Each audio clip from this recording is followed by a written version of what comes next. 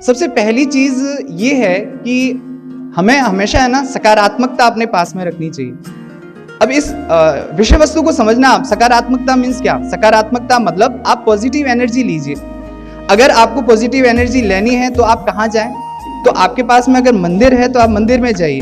इसका मतलब ये नहीं कि आप भगवान को माने या नहीं माने, एक नया विषय नहीं खोलना।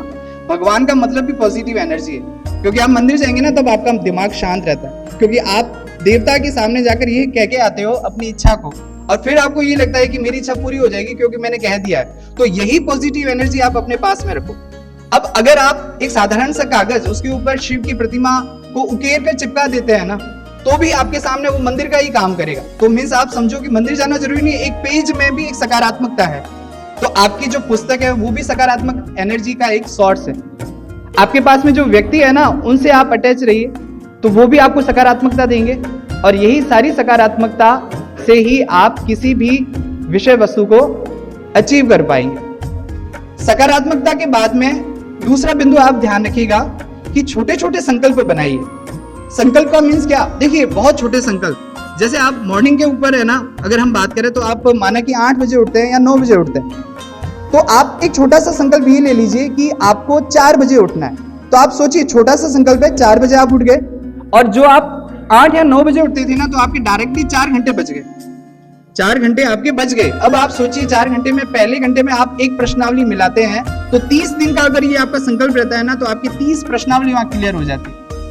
बड़े बड़े संकल्प जरूरी नहीं, बहुत छोटे छोटे संकल्प। आप अगर ये भी सोच लेंगे ना कि मुझे मोबाइल को 1 घंटा साइड में रखना है, तो 1 घंटा आपका बचा हुआ रहेगा। तो छोटे छोटे संकल्प लेना बहुत ज्यादा जरूरी। संकल्प के साथ में एक और चीज, समस्या का समाधान। समस्या के समाधान में आप समझिए, समस्या का समाधान, अब मैं एक एग्जांपल देता हूं, उससे आप देखना कि एक सड़क है, सड़क के ऊपर पूरी कंक्रीट बिछी हुई है।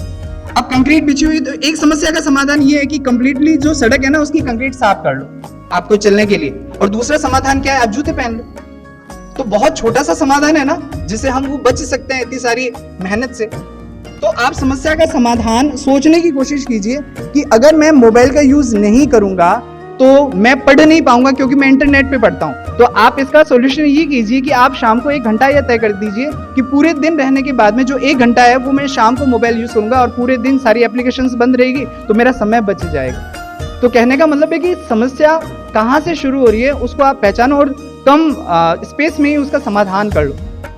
इसके साथ में अंतिम चीज है तुलनात्मक अध्ययन। तुलनात्मक अध्ययन क्या होता है? तुलनात्मक अध्ययन ये है कि जो आपने संकल्प ले रखे हैं, तो आपने 1 महीना जो संकल्प लिया है और उसके बाद का जो महीना है, उसमें आप तुलनात्मक अपना एक अध्ययन करो कि जो पहले मेरी स्थिति थी और वर्तमान में जो स्थिति में, उसमें कितना डिफरेंस आया। तो ये कुछ एक छोटी छोटी चीजें हैं जो हमें समझनी पड़ेगी, सोचनी पड़ेगी, और जिससे ही हम किसी चीज को अचीव कर पाएंगे।